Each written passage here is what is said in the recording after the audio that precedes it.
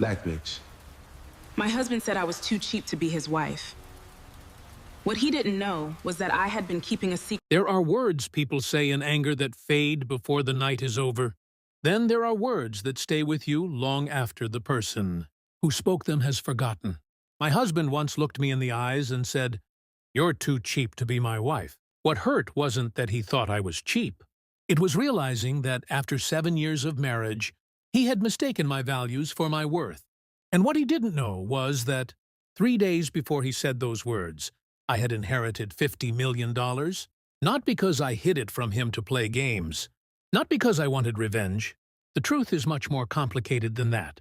Because before $50 million found its way into my life, I had spent years learning that money has a strange way of introducing people you thought you already knew.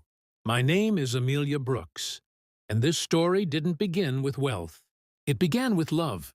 Stories like this aren't really about money. They're about the things people reveal when they think nobody is watching. They're about pride, patience, and discovering that sometimes the people closest to us are only loyal to the version of us they benefit from. I never imagined I would become one of those women whose marriage changed because of money. I used to listen to stories like that and think, that could never happen to us. I was wrong. I grew up in Charleston, South Carolina, in a family that believed wastefulness was almost a character flaw. My grandmother used to say, "Never confuse what you can afford with what you should spend." She wasn't rich. Neither were my parents. We weren't poor either. We were simply comfortable people who respected every dollar we earned. My father drove the same truck for 16 years. My mother still writes grocery lists on scraps of paper she keeps in her kitchen drawer, and my grandmother somehow managed to make every holiday feel magical without spending much money at all.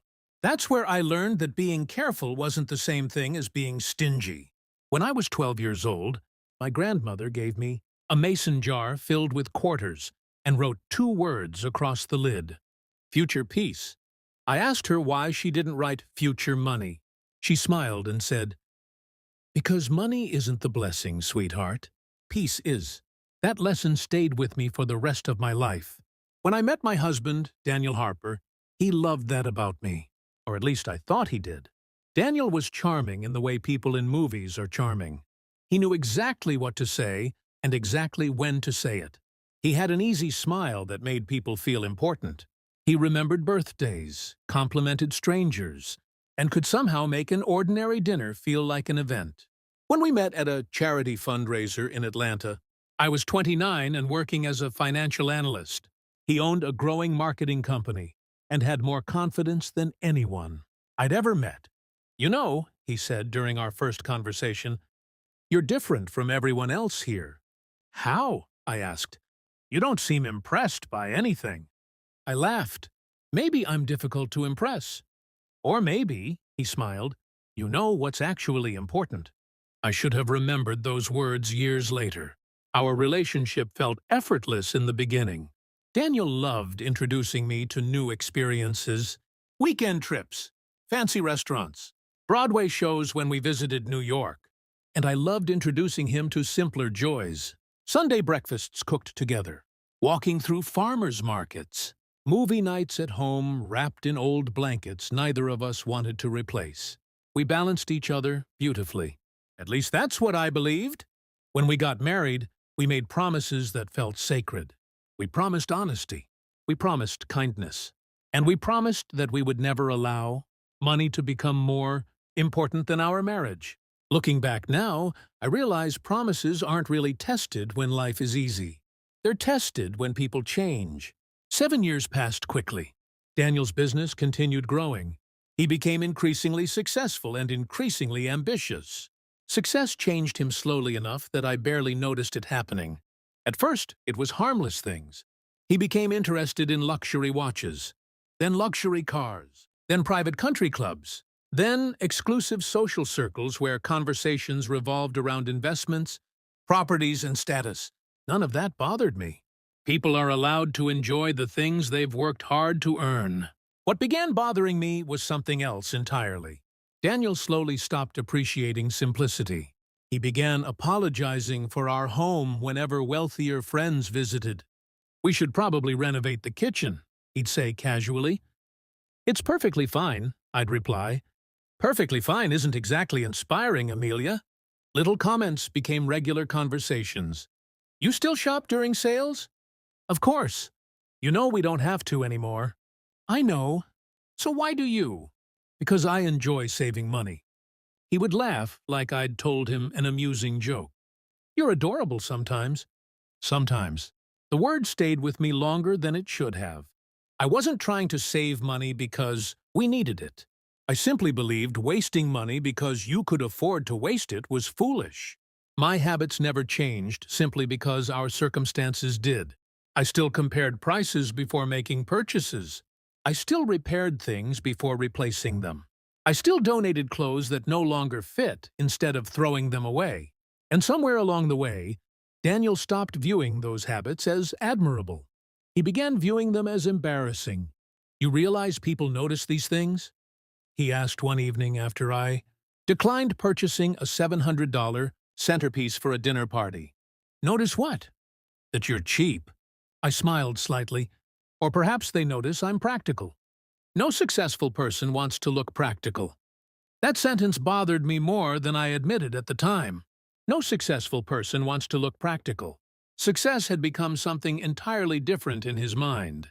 Meanwhile, there was something about my family Daniel never fully understood. I was particularly close with my grandfather, Theodore Brooks. He lived quietly in North Carolina after retiring decades earlier. He wasn't flashy or particularly social. He spent most of his time gardening, reading historical biographies, and pretending he wasn't secretly spoiling every grandchild who visited him. Daniel liked him, but assumed he was simply a retired schoolteacher because that's what my grandfather had once been. Very few people knew that before becoming a teacher. Theodore Brooks had invested modestly and patiently throughout his life. He never discussed money publicly. He believed generosity should be loud, and wealth should be quiet. His favorite saying was, "Money speaks loudly only when wisdom leaves the room." I visited him every month. Daniel rarely joined me anymore because business had become increasingly demanding. 3 months before everything changed, my grandfather became ill. I spent nearly every weekend sitting beside him in his garden while he shared stories I'd somehow never heard before. "People change when money arrives," he told me quietly one afternoon. "Not everyone." He smiled knowingly. "No, not everyone. You don't seem convinced. I'm old enough to know that character isn't created by circumstances. It's revealed by them." During one visit, he asked an unexpected question. "If life changed tomorrow, would you still recognize yourself?" "What do you mean?" "If you became extraordinarily wealthy tomorrow, what would change?" I laughed softly. "Probably nothing important." He squeezed my hand gently. "Promise me something, Amelia." "What?" "Never allow someone else's definition of success to become your own." At the time, I didn't understand why those words seemed so important to him. 2 weeks later, he passed away peacefully in his sleep. Losing him felt like losing an entire library of wisdom all at once. Daniel was supportive throughout the funeral and the difficult days that followed. For a brief moment, it felt like we'd found our way back to one another. Then life resumed its usual pace. 3 days after the funeral, I received an unexpected call from my grandfather's attorney. "Miss Brooks, there are several matters regarding your grandfather's estate that we'd like to discuss." I assumed there was very little to discuss. My grandfather lived modestly his entire life. I couldn't have been more mistaken. When I arrived at the attorney's office, I learned something my grandfather had intentionally kept private for decades. Through investments, partnerships, and remarkable patience, he had quietly accumulated extraordinary wealth. And he had left the majority of it to me, $50 million. I remember staring silently across the conference table, wondering if there had been some terrible mistake. "There must be other beneficiaries," I finally managed to say. "There are charitable foundations and smaller inheritances for family members," the attorney explained. "But the majority was intentionally left to you." "Why?" He smiled gently before handing me a letter. Your grandfather requested that you read this privately. The letter contained only a few paragraphs. Money has never impressed me, Amelia. Character always has. You were 12 years old when I gave you a jar labeled Future Peace. You've spent 20 years proving you understood why. Protect your peace more carefully than you protect your money. And remember this above everything else. Wealth never changes people. It simply introduces us to who they've always been. I cried harder reading those words than I had at his funeral. The attorney then informed me of one final condition attached to my inheritance. My grandfather requested that I take 90 days before making any major financial decisions or publicly discussing the inheritance. He wanted me to have time to think before the world inevitably began treating me differently. I agreed immediately, including Daniel, not because I intended to deceive my husband, but because I needed time myself. I was grieving, overwhelmed, and honestly frightened by how dramatically life could change. For 3 days, nothing changed at all. I went to work. I cooked dinner. I folded laundry while watching old sitcoms. And I quietly wondered whether my grandfather had somehow anticipated something I couldn't yet see. Then came the dinner party. Daniel invited several business associates to our home on a Friday evening. They were successful people with expensive tastes and even more expensive opinions. One of the guests admired my dress and asked where I'd purchased it. "Oh," I smiled politely. "I've actually had it for almost 4 years." There was an awkward silence before someone laughed politely. "You really are practical," one woman joked. Daniel laughed along with everyone else. "You have absolutely no idea," he replied. I smiled despite feeling embarrassed. Later that evening, someone suggested we should all take a couple's trip overseas. "It'll probably cost 15 or 20,000 each," another guest said casually. Before I could respond, Daniel spoke. "We'll have to convince Amelia she's allowed to spend money first." Everyone laughed again. I didn't. "It's not about spending money," I replied softly. "It's about spending it intentionally." "See?" Daniel laughed. "I've been trying to explain that philosophy for 7 years." The conversation moved on, but something about his tone stayed with me. There is a difference between playful teasing and public humiliation. People who love you understand that difference. After our guests left, I quietly began cleaning the kitchen while Daniel scrolled through his phone. "You embarrassed me tonight," I finally admitted. He looked surprised. "How? You made me sound ridiculous." "Oh, Amelia, you're being sensitive." "No, I'm being honest." He sighed impatiently before setting his phone down. "You know what the real problem is?" "No." "You care too much about appearing modest." "That's not true." "It is. We're successful people living like we're afraid to enjoy it." I stared at him in disbelief. "We enjoy plenty." "No, you tolerate plenty." He paused before saying the words that would change everything. "Sometimes I wonder if you're simply too cheap to be my wife." The room became impossibly quiet. He continued speaking, unaware that every word was leaving a permanent mark. "I love you, Amelia. But you've never understood what success looks like. It's embarrassing sometimes." Embarrassing. Cheap. Too cheap to be his wife. 3 days after inheriting $50 million, my husband was explaining why I wasn't enough. And for the first time in 7 years of marriage, I didn't know whether I recognized the man sitting across from me. What frightened me most wasn't what he said. It was realizing he genuinely believed it. And as I sat there remembering my grandfather's final letter, one particular sentence echoed louder than all the others. "Wealth never changes people. It simply introduces us to who they've always been." I suddenly wondered whether my inheritance wasn't going to reveal who I was. Perhaps it was going to reveal who everyone else had always been. I just wasn't prepared for how quickly that revelation would begin.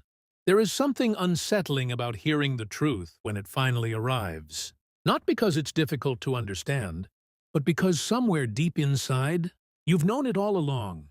That night, after Daniel went to bed, I remained alone in our living room. I wasn't angry, at least not yet. I was grieving, not for my grandfather this time, but for a marriage I suddenly realized I might have been mourning long before. I admitted something was wrong. I kept replaying his words in my mind. You're too cheap to be my wife. Not irresponsible. Not difficult. Not unreasonable. Cheap. The strange thing about insults is that they often reveal more about the person speaking than the person listening. For 7 years, Daniel had watched me choose simplicity over excess. He knew why I donated regularly to local shelters. He knew I preferred handwritten birthday cards over extravagant gifts. He knew I kept the mason jar my grandmother gave me sitting quietly on my bookshelf. Nothing about me had changed. His definition of success had. And perhaps that was why his words hurt so deeply. I took the following week off from work and told Daniel I needed time to process my grandfather's passing. He seemed relieved rather than concerned. You've been emotional lately, he told me over breakfast. I smiled politely. Have I? It's understandable, he replied before checking emails on his phone. Everything will feel normal again soon. I wasn't sure normal was something I wanted anymore. For the first time in our marriage, I began paying attention instead of making excuses. It's remarkable what we notice when we stop explaining away other people's behavior. I noticed how often Daniel interrupted me during conversations with his colleagues. I noticed how he complimented strangers more warmly than he complimented me. I noticed he never described me as intelligent or kind when introducing me to others. Instead, I was always sweet, traditional, or simple. Most importantly, I noticed how frequently he equated someone's value with their financial success. Had he always been this way? Or had I simply loved him enough to overlook it? 3 weeks later, Daniel announced that one of his largest clients had invited us to an exclusive charity gala in downtown Atlanta. It's a wonderful networking opportunity, he explained enthusiastically. When is it? Saturday evening. I nodded before returning to my book. Oh, he added casually, you should probably buy something new to wear. I smiled slightly. What's wrong with my other dresses? Nothing's wrong with them, he laughed awkwardly. It's just a different crowd. There it was again. A different crowd. I had spent years watching Daniel slowly separate people into categories, successful and unsuccessful, impressive and ordinary, valuable and forgettable. And increasingly, I was being placed into the latter category. Saturday arrived quickly. I chose a beautiful navy blue dress I'd purchased nearly 5 years earlier. It fit perfectly and reminded me of something my grandfather often said. Elegance doesn't expire. When I walked downstairs, Daniel smiled politely before noticing my dress. Oh, he said quietly. You're wearing that one? Yes. I thought we discussed buying something new. No, I replied gently. You mentioned it. For several seconds, neither of us spoke. Amelia, he sighed. Sometimes I don't understand why you're like this. Like what? You have this strange relationship with money. I almost laughed at the irony of that statement. If only he knew. By the time we arrived at the gala, the ballroom was already filled with Atlanta's business elite. Conversations floated, effortlessly from investments, to luxury properties, to upcoming international vacations. I enjoyed observing people at events like these. Wealth itself has never fascinated me. Human nature always has. About an hour into the evening, I found myself speaking with an older couple involved in educational philanthropy. Their warmth reminded me of my grandparents. Meanwhile, Daniel had joined several business associates across the room. Eventually, I overheard laughter coming from their conversation. Daniel, one of the men joked loudly enough for several nearby guests to hear, I heard your wife still compares grocery prices. Daniel laughed. Unfortunately, that's true. She's keeping you humble, another man smiled. If only that were all, Daniel replied while shaking his head dramatically. You should see her negotiating over household purchases. More laughter followed. I felt my chest tighten slightly. Then came the comment that changed everything. Frankly, Daniel laughed while raising his glass slightly, I tell her all the time she's too cheap to be married to me. Silence. People laughed politely. Someone awkwardly changed the subject. And suddenly I understood something important. The problem wasn't that Daniel had insulted me privately during an argument. The problem was that he genuinely believed it enough to repeat it publicly. I quietly excused myself and stepped onto the balcony overlooking Atlanta's skyline. For 7 years, I had protected our marriage, even from itself. I defended him when he became impatient. I excused him when success changed him. I convinced myself that ambition wasn't the same thing as arrogance. Perhaps I had been wrong. A few minutes later, an older gentleman joined me outside. "You must be Amelia." I smiled politely. "I am. My name is William Carter. I worked alongside Theodore Brooks years ago." My grandfather's name immediately captured my attention. "You knew my grandfather?" He smiled warmly. "For over 30 years. We spent nearly an hour speaking about Theodore's kindness, wisdom, and remarkable generosity. Before leaving, he paused thoughtfully. He spoke about you often." "He did?" "He said you inherited the best parts of your grandmother." I smiled through suddenly emotional eyes. Then he said something unexpected. "Your grandfather was one of the wealthiest and wisest men I've ever known." I laughed softly. I'm still struggling to understand that sentence. "He intentionally lived quietly," William replied. "People underestimate simplicity because they misunderstand it." His expression became thoughtful. Theodore used to say something I never forgot. "What was that?" "Never marry someone who admires what you have more than who you are." For reasons I couldn't explain, those words stayed with me for the rest of the evening. 2 months passed. The 90-day period attached to my inheritance was nearly over. And during those 2 months, something extraordinary happened. I stopped pretending not to notice things. Daniel had become increasingly focused on appearances and increasingly dismissive of anything he considered financially insignificant. Ironically, I found myself becoming more peaceful. For the first time in years, I stopped arguing whenever he criticized my choices. Instead, I simply listened. People reveal themselves most clearly when we stop interrupting them. Then came another unexpected revelation. One evening, I overheard Daniel speaking privately with a business associate in his office. "I love Amelia," he explained casually, "but she's never really understood wealth." "What do you mean?" "She's happy living comfortably forever." "There's nothing wrong with that. But sometimes I wonder whether we simply want different things from life." Different things. That statement was perhaps the most honest thing he'd said in years. Because he was right. We did want different things. Daniel wanted admiration. I wanted peace. Daniel wanted success that could be displayed. I wanted significance that could be quietly lived. Neither desire is inherently wrong. The tragedy begins when we ask another person to become someone else simply to satisfy ours. On the 89th day after my grandfather's passing, I received another call from his attorney. "Everything has now been finalized," he explained warmly. "The inheritance has officially been transferred." For several moments, I simply sat silently in my office. $50 million. Enough money to dramatically change my circumstances. And yet I felt remarkably unchanged. I drove home thinking about my grandfather's final letter. "Protect your peace more carefully than your money." I finally understood what he meant. That evening, Daniel was unusually excited.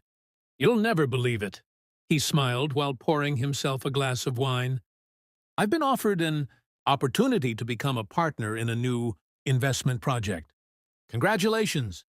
The only problem is the initial investment requirement." "How much?" $5 million. I nearly laughed at life's timing. "That's substantial." "I know," he sighed dramatically. "Sometimes I wonder what we'd accomplish if we weren't so financially conservative." There was no cruelty in his voice this time, only disappointment. He had spent years wishing I were someone else, and I had spent years trying to become enough for him. Both of us deserved better than that. I smiled softly before asking a simple question. "Daniel, if I suddenly became extraordinarily wealthy tomorrow, would you see me differently?" He laughed immediately. "Of course not." "You wouldn't?" "No, money doesn't change who people are." The irony was almost poetic.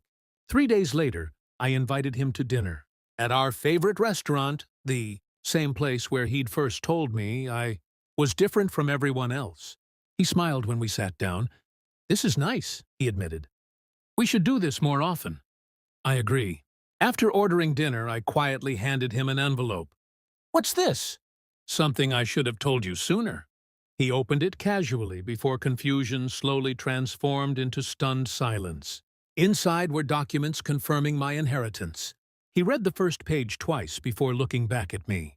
$50 million? Yes. This has to be some kind of mistake. It isn't. When did this happen? 92 days ago. He stared at me speechlessly. You've known for 3 months? Yes. And you didn't tell me? My grandfather requested 90 days before discussing it publicly. For nearly a minute, neither of us spoke. Then something happened that taught me more than 7 years of marriage ever had. His entire demeanor changed. His posture changed. His smile changed. Even the way he looked at me changed. He immediately began discussing possibilities. We could expand internationally. We should consider investing immediately. This changes everything. No, that was precisely the problem. It changed everything for him, and nothing important for me. Finally, he smiled warmly before reaching across the table for my hand. Amelia, he laughed softly. I always knew you were extraordinary. I smiled sadly. No, I replied gently. You didn't. What do you mean? For 92 days, I've been exactly the same woman I've always been. His expression slowly changed as understanding began settling across his face. You don't understand. No, Daniel. I finally do. I took a slow breath before continuing. You've spent years asking me to become someone else because you believed who I wasn't enough. That's not true. Isn't it? Silence answered before he could. You called me embarrassing. You called me cheap. You told people I wasn't the kind of woman who should be married to you. Amelia, I didn't mean... You meant every word. For the first time in our marriage, I wasn't speaking emotionally. I was simply speaking honestly. Do you know what hurts most? I asked quietly. It's not that you wanted wealth. It's that you stopped seeing value in things that couldn't be displayed. Tears quietly formed in my eyes. You don't love simplicity because simplicity doesn't impress people. He remained silent. My grandfather left me $50 million, I continued softly. And somehow, that's the least valuable thing he gave me. What do you mean? He taught me what peace looks like. Several weeks later, I made the most difficult decision of my life. I asked for a separation, not because Daniel was evil, not because he was abusive, but because somewhere along our journey, we had become strangers walking beside one another. Love cannot survive indefinitely where respect no longer lives. Over time, Daniel apologized sincerely for his words and his behavior. I believe he meant every apology he offered. People are capable of growth, and forgiveness doesn't always require reconciliation. Today, a significant portion of my inheritance supports educational programs throughout the communities my grandfather loved most. Another portion quietly funds scholarships in my grandmother's name. And yes, I still compare grocery prices. I still wear dresses I've owned for years. I still keep that mason jar labeled Future Peace sitting beside my favorite books. Because $50 million didn't make me wealthy. It simply gave me more opportunities to become who I already was. Sometimes people think stories like this are about revenge or dramatic endings. They're not. They're about clarity. The greatest inheritance my grandfather left me wasn't money. It was understanding that peace is never something we accidentally find. It's something we intentionally protect. And perhaps that's the lesson hidden within all of this. Never become someone else simply because another person has forgotten how valuable you already are. Because sometimes betrayal doesn't destroy your future. It simply introduces you to it. And sometimes the richest thing you'll ever own isn't money at all. It's the freedom to remain yourself. If this story made you think differently, let me know what part stayed with you the most.